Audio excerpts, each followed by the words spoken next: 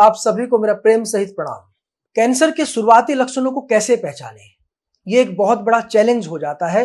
कई बार कैंसर धीरे धीरे बॉडी में पनपने लगता है और आपको पता ही नहीं चल पाता। जब तक पता चलता है तो बहुत देर हो चुकी होती है और निराशा हाथ आती है।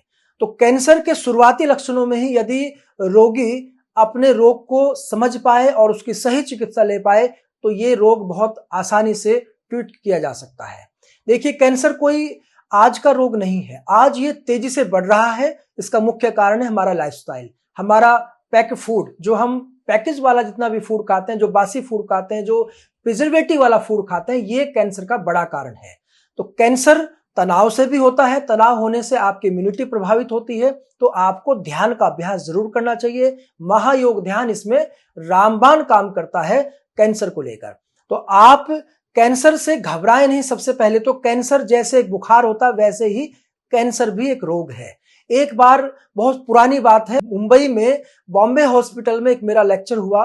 उस लेक्चर में लगभग 60 पेशेंट कैंसर के थे और कुछ डॉक्टर्स भी थे।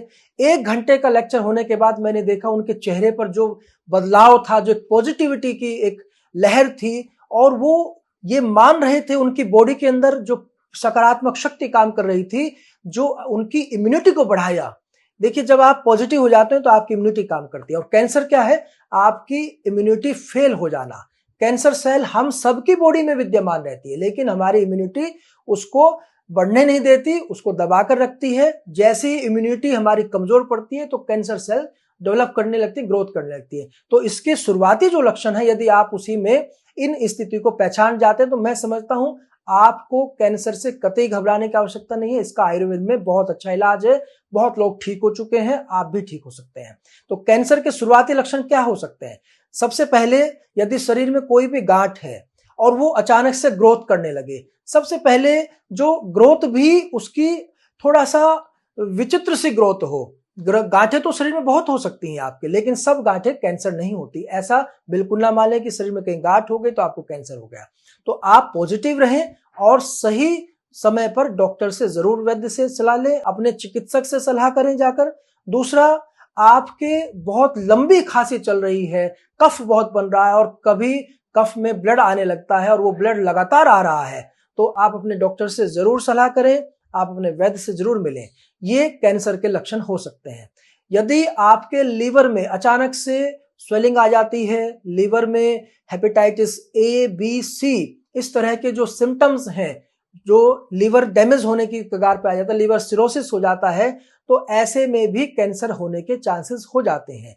लेकिन ये बिल्कुल ना माने, घबराएं नहीं कि आपको जॉन्डिस हो गया, लीवर हेपेटाइटिस ए हो गया तो आपको कैंसर हो सकता है। बिल्कुल ऐसा नहीं घबराने की आवश्यकता है।